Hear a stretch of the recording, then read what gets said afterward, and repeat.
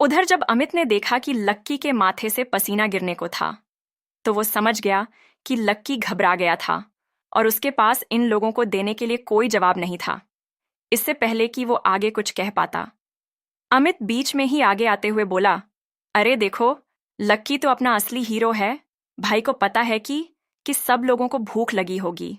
सब लोग इधर सुबह से कोयल का ध्यान रखने में लगे हुए होंगे, इसलिए वो ना सिर्फ कोयल के लिए बल्कि हम सब के लिए खाना पैक करवा के लाया है। क्या बात है मेरी जान, जियो, अमित ने कहा और उसके कंधे को जोर से थपथपाते हुए उसे गले लगा लिया। वैसे तो लक्की कोयल से मिलने के लिए नहीं आया था, लेकिन अगर इस सिचुएशन में वो मना कर देता तो आज ये सब दोस्त मिलकर उसकी हालत खस्ता कर देते। वो उसकी इतनी फजीहत करते, इतनी बेइज्जती करते कि लक्की यहीं खड़े खड़े अपनी जान दे देता। अब भले ही वो ये खाना कोयल के लिए नहीं बल्कि अपने दोस्तों के लिए लाया था, लेकिन जान बचाने के लिए उसे अमित की बात में हाँ भरनी पड़ी थी कि वो ये खाना किसी और के लिए नहीं बल्कि कोयल के लिए लाया था। वैसे भी आदमी हॉस्पिटल में खाने से अच्छी चीज़ है मरीज के लिए, और क्या ही ला सकता था। वाह, लेकिन मैं तो ये पहली बार सुन रही हूं कि कोई आदमी मरीज से मिलने के लिए आया और उसके लिए बाहर का खाना लाया, मानसी ने कहा और हंसने लगी। उसके बाकी सभी दोस्त भी उसकी इस हंसी में शामिल हो गए। अच्छा, लेकिन मैंने तो ऐसा कभी नहीं सुना कि लोग मरीज से मिलने आते हैं और वो अपने साथ खाना नहीं लाते हो। एक माँ जब अपने बच्चे से मिलने के लिए हॉस्पिटल में आती है तो वो तो खाना लेकर ही आती है, और कोयल का कौन सा पेट खराब हुआ है जो बाहर का खाना नहीं खा सकती है। तुम लोग सब अभी यूनिवर्सिटी में ही पढ़ रहे हो, इसलिए तुमने अभी असली दुनिया नहीं देखी है। गर्वित ने लक्की के बचाव में और भी बड़ी बात करते हुए कहा। उसकी बात सुनते ही कोयल के सब दोस्त आपस में बात करने लगे। अरे, पर जब तुम इस डिब्बे को लेकर अंदर आ रहे थे तो तुम्हें किसी ने देखा तो नहीं ना? उन सब की बातों के बीच कोयल ने अपनी पतली सी आवाज में कहा। उसे इस बात पर काफी शर्म आ रही थी कि उसके कॉलेज का लड़का, और वो भी लक्की जैसा, उसके लिए खाना लेकर आ रहा था। अब किसी ने देखा हो या ना देखा हो, मुझे इससे क्या, लक्की ने अपने आप से कहा। वह मन ही मन बहुत परेशान हो रहा था। उसे भी हॉस्पिटल के नियमों की जानकारी थी, लेकिन अब वो ये सब कहकर फंस गया था कि वो ये खाना कोयल के लिए लेकर आया था। वो ना हाँ कह पा रहा था और ना ही ना कह पा रहा था। अरे चलो कोई बात नहीं, पर ये लाया क्या है, पहले वो तो देख लो, दिशा ने कहा और उसके डिब्बे को खोलने के लिए लक्की की दिशा में आगे बढ़ने लगी। इससे पहले कि वो डिब्बा खोलती, उसके पीछे से और एक दोस्त की आवाज आई और उसने कहा, अरे क्या खोलकर देख रही हो? वैसे भी ये कौन सा पनीर कोरमा लेकर आया होगा? तुम तो सब जानते ही हो कि इसका स्टेटस क्या है। ऐसे में इससे किसी भी तरह की उम्मीद रखने का कोई फायदा नहीं है। अरे ये वही लड़का है क्या जो पहले एक ढाबे पर डिलीवरी का काम करता था? मैं जब भी उस होटल से कुछ ऑर्डर करता था ना, तो शायद यही आदमी देने के लिए आता था। उस ढाबे पर ज्यादातर फ्राइड राइस या नूडल्स ही बनते थे, तो ये वहां से वही लाया होगा, एक लड़के ने और कहा। वहां पर इतनी भीड़ हो रही थी कि लक्की देख नहीं पा रहा था कि उसके बारे में कौन बोल रहा था। अच्छा, तो इस डिब्बे के अंदर वो सड़े से 50 वाले फ्राइड राइस हैं, इसे और कुछ नहीं मिला लाने के लिए, एक और लड़की ने अपनी भौहें नफरत के साथ चढ़ाते हुए कहा। हाँ तो और क्या होगा, ज्यादा से ज्यादा ये एक फ्राइड राइस ले आया होगा, पर वो भी 100 रुपये से ज्यादा के थोड़े ही आते हैं। अभी यहाँ कोयल को अच्छे खाने की जरूरत है और ये उसके लिए सड़क की किसी दुकान से घटिया से फ्राइड राइस लेकर आया है, एक लड़के ने कहा। अब अगर नर्स आकर देखेगी और उसे पता चलेगा कि कोयल ग्रुप की मालिक कोयल और उसके दोस्त ऐसी सड़क छाप फ्राइड राइस खा रहे हैं, तो वो हमारे बारे में क्या सोचेगी? वो तो उस बात का सबके सामने जाकर ढिंढोरा पीट देगी और फिर पूरा हॉस्पिटल हमारे ऊपर हंसेगा। बोलेंगे कि आखिर फ्राइड राइस ही खाना था तो पेशेंट को किसी ढाबे पर ही एडमिट करवा देते। जैसे ही उस चश्मे वाली लड़की ने यह कहा, सब लोगों की हंसी निकल गई। वो लोग लक्की को देखकर पेट पकड़ पकड़ कर हंस रहे थे, लेकिन लक्की का मन कर रहा था कि वो अपने चेहरे अपने घुटनों में छिपा ले। उन लोगों की आंखों में लक्की जरा सी भी शर्म नहीं देख पा रहा था।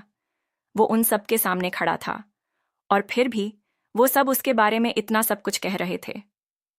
खैर, उन लोगों को लक्की के बारे में इतना कुछ कहने से पहले डर नहीं लग रहा था। वो लोग जानते थे कि कोयल लक्की को कैसे ट्रीट करती थी, इसीलिए उन लोगों को भी लक्की को वैसे ही ट्रीट करने का लाइसेंस बन गया था। लक्की को समझ नहीं आ रहा था कि वो इन लोगों की बात का क्या जवाब दे। उसका मन तो यही कर रहा था कि वो जो खाना अपने साथ लेकर चल रहा था वो दिल्ली के सबसे बड़े होटल से लेकर आया था और वो भी खास उसके लिए बनवाया गया था। लेकिन वो इन सब लोगों के सामने खुद को साबित नहीं करना चाहता था। वो दिल से अपने दोस्तों के लिए खाना लाया था और वो बस यही चाहता था कि ठंडा होने से पहले उसके दोस्त इसे खा ले। यार अमित, मैं ये सब तेरे प्रीतम और गर्वित के लिए स्पेशल पैक करवा कर लाया हूं। इससे पहले कि ये ठंडा हो जाए इसे खा लो, लक्की ने अमित के कानों में कहा। अमित ने जैसे ही उसकी आंखों में देखा, उसके दिल में लक्की के लिए प्यार उमड़ आया। अमित ने अपना हाथ आगे बढ़ाया और लक्की से वो खाने का प्लेट ले लिया। जैसे ही कोयल ने उसे ये करते हुए देखा तो वहीं से चिल्लाते हुए बोली, अरे मत खाओ प्लीज। अमित, पता है ना इसमें क्या होगा, मत खाओ। जब कोयल की ये शब्द सबके सामने अमित के कानों में पड़े तो अमित भी थोड़ा सा परेशान हो गया। फिर उसने डिब्बा फर्श पर रखा और वो खाने के लिए बैठने ही वाला था कि इतने में दरवाजा खुलने की आवाज आई। उधर अस्पताल के कमरे का दरवाजा खुल रहा था और इधर रागिनी का सिग्नल भी खुल गया था। उसे पता ही नहीं चला कि कब हरी बत्ती हो गई थी। वो बस लक्की के रूमाल को अपने हाथों में दबाए मुस्कुरा रही थी। जब पीछे से हॉर्न बजाना शुरू हुआ तो रागिनी को ध्यान आया कि उसकी गाड़ी के पीछे और भी गाड़ियां खड़ी थीं। रागिनी ने गाड़ी आगे बढ़ाना शुरू किया और वो इस दुविधा में थी कि उसे रूमाल देने के लिए जाना चाहिए या नहीं। जब उसने रूमाल पहली बार देखा तब तो उसके दिमाग में यही आया कि उसे लक्की को ये रूमाल दे देना चाहिए था। लेकिन जब उसने उस रूमाल को अपने हाथ में लिया तो उसकी खुशबू की वजह से उसका मन ही नहीं किया कि वो उस रूमाल को अपने हाथ से छोड़े। उसमें लक्की की खुशबू के साथ साथ उसके खून के बहुत हल्के हल्के धब्बे भी लगे हुए थे। जब रागिनी की गाड़ी सिग्नल तक पहुंच चुकी थी और वो हॉस्पिटल के लिए यूटर्न लेने ही वाली थी कि तभी ठीक उसने रूमाल को अपनी ब्लेजर की जेब में डाला और यूटर्न लेने के बजाय गाड़ी को सीधा आगे बढ़ा दिया। जब देना ही है तो आराम से धोकर ही दे दूंगी, वैसे भी इतना बड़ा आदमी एक रूमाल के लिए थोड़ी परेशान होगा, रागिनी ने अपने आप से कहा और मुस्कुराने लगी। इधर जब हॉस्पिटल में कोयल के कमरे का दरवाजा खुला तो लक्की ने देखा कि सामने प्रशांत खड़ा था। उसकी नजर बाकी लोगों को चीरते हुए सीधा कोयल पर ही जा टिकी थी। कोयल के साथ भी ऐसा ही कुछ हो रहा था और एक दूसरे को देखते ही दोनों मुस्कुराने लगे थे। बाकी लोग तो उन दोनों के लिए गायब ही हो गए थे। फिर प्रशांत उसके थोड़ा पास आया और बोला, आई एम सो सॉरी, गलती मेरी थी। अब तुम कैसा महसूस कर रही हो? तुम्हें चोट ज्यादा तो नहीं लगी? प्रशांत ने पूछा। उसके हाथ पर भी एक दो बैंडेज लगी हुई थी जिसे देखकर ही पता चल रहा था कि उसकी चोट कोई ज्यादा बड़ी नहीं थी। अरे नहीं नहीं, ऐसी कोई बात नहीं है, बस थोड़ी सी चोट है और हल्का सा फ्रैक्चर हुआ है, इससे ज्यादा और कुछ नहीं है। डॉक्टर कह रहे थे 2 दिन ऑब्जर्वेशन में रखने के बाद वो मुझे छुट्टी दे देंगे। तुम बताओ तुम कैसे हो? कोयल ने चमकती हुई आंखों से प्रशांत को देखा। लक्की देख पा रहा था कि प्रशांत से बात करने के दौरान न जाने क्यों कोयल की गर्दन हल्की सी टेढ़ी हो जाती थी और प्रशांत भी उसे ऐसे ही देखता था जैसे पहले कभी देखा ही ना हो। इससे पहले कि प्रशांत उसकी बात का कोई जवाब देता, कोयल ने उसे कहा, वैसे देखा जाए तो असल में गलती मेरी है।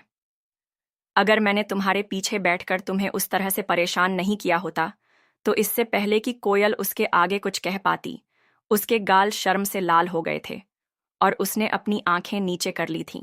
इन दोनों की बातें सुनकर अमित और उसके बाकी के दोस्तों का मन कर रहा था कि अपना सिर पकड़ लें। चोट खाने के बाद भी इन दोनों का प्रेम खत्म नहीं हो रहा था। भले ही प्रशांत ने कोयल को भरी बरसात में दिल्ली की सड़क पर पटक दिया था और उसकी टांग में फ्रैक्चर ला दिया, तो भी उसे ऐसे देख रही थी जैसे वो भगवान हो। और दूसरी तरफ लक्की, जो इस गड्ढे के लिए अपनी सीट छोड़कर गया और जो उसके लिए खाना तक लेकर आया। ये लड़की उससे सीधे मुंह तक बात भी नहीं करना चाह रही थी।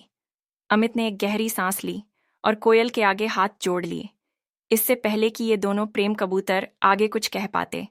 अचानक पीछे से एक औरत की आवाज आई, अरे कोयल बेटी, क्या हो गया? कहाँ गिर गई? कैसे गिर गई? कितनी लग गई?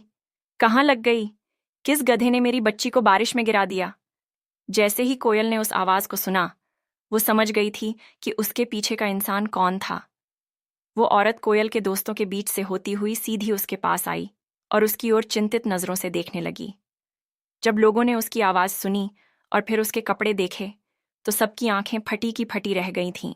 उसकी आवाज़ सुनकर तो ऐसा लग रहा था कि कोई 50-55 साल की बूढ़ी औरत कमरे में घुस आई थी, जिसने या तो साड़ी या तो सूट पहना था।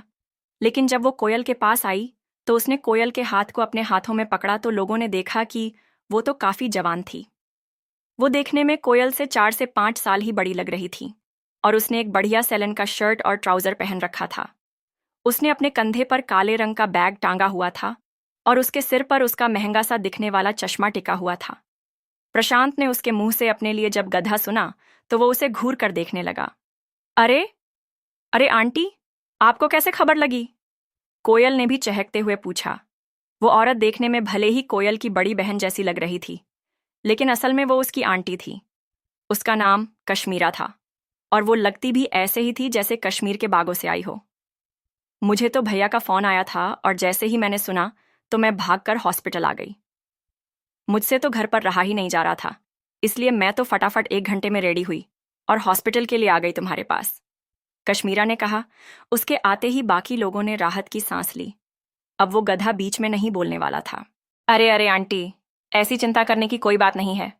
डॉक्टर ने बोला है कि ज़्यादा कोई प्रॉब्लम नहीं है और इसलिए जल्दी छुट्टी हो जाएगी। आप बेकार में ही परेशान हो रही हो, कोयल ने उसका हाथ पकड़ते हुए कहा। लक्की देख पा रहा था कि उन दोनों के बीच में अच्छी बनती थी। कश्मीरा ने जैसे ही कोयल के मुंह से उसके हाल सुने तो वो भी थोड़ा शांत हो गई थी। फिर उसने इधर उधर नजर घुमाई और वहां खड़े हुए लोगों को देखने लगी। कश्मीरा ने देखा कि कुछ लोग तो कोयल के दोस्त लग रहे थे, लेकिन कुछ लोग नहीं लग रहे थे।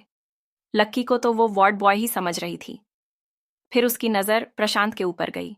उसने देखा कि उस लंबे से लड़के के हाथ पर बैंडेज लगी हुई थी और वो उसे देखते ही बोली, तो आप ही हैं वो महान आत्मा जो कोयल को भरी बारिश में बाइक पर सैर करवाने के लिए ले गया था। इतने लंबे चौड़े हट्टे कट्टे हो गए हैं, फिर भी इतनी अकल नहीं आई कि तेज बारिश में बाइक नहीं चलानी चाहिए। दिल्ली की सड़कें इतनी चिकनी हैं। बाइक तो फिसलनी थी ना। अब इसको ज्यादा कुछ हो जाता तो इसके लिए लड़का कहाँ से ढूंढते? ज्यादा हीरोगिरी छड़ी है ना, तो उसे उतार लो। जवानी की जोश में ना बुढ़ापा। इससे पहले कि कश्मीरा आगे कुछ कह पाती, कोयल ने उसकी बात को बीच में ही काटते हुए कहा, अरे नहीं, इसकी गलती नहीं है। उल्टा इसने तो हमारे परिवार की हेल्प की है। इसके पापा नहीं होते ना, तो आज हम बहुत बड़ी प्रॉब्लम में फंस जाते। क्या? इसने हमारी हेल्प की थी? कश्मीरा ने उसे देखते हुए कहा। वो पहले से ही सारी बात जानती थी। लॉयन ग्रुप की धमकी के बारे में उसे भी पता था, लेकिन उसे ये पता नहीं था कि ये मैटर सॉल्व प्रशांत के पिता ने किया था। उसे विश्वास नहीं हो रहा था। कोयल ने उसकी आंखें देखीं और सफाई देते हुए बोली, आंटी, प्रशांत की कंपनी छोटी कंपनी नहीं है और इसके पापा तो कल चेतन मित्तल के साथ खाना भी खाकर आए थे। वो दोनों बहुत अच्छे दोस्त हैं। पागल लड़की चीजें जितनी आसान दिखती है ना, उतनी होती नहीं। तुझे पता है, वो है चेतन मित्तल, खाना खिलाने से मान जाने वालों में से नहीं है। वो कश्मीरा को दुनियादारी की कोयल से ज्यादा समझ थी। वो कामकाज भी देखती थी, इसलिए उसे अंदर से सच भी मालूम थे। अच्छा, तो आपको ऐसा लग रहा है कि मेरे पापा ने कोयल की हेल्प नहीं की? प्रशांत, जो कि अभी तक सिर्फ उनकी बातें सुन रहा था, अब मैदान में कूद पड़ा। कश्मीरा ने उसे देखते हुए कहा, नहीं नहीं, ऐसा नहीं है, बल्कि मैं श्योर हूं कि तुम्हारे पापा ने इस मैटर में हमारी कोई मदद नहीं की होगी, कश्मीरा ने कहा।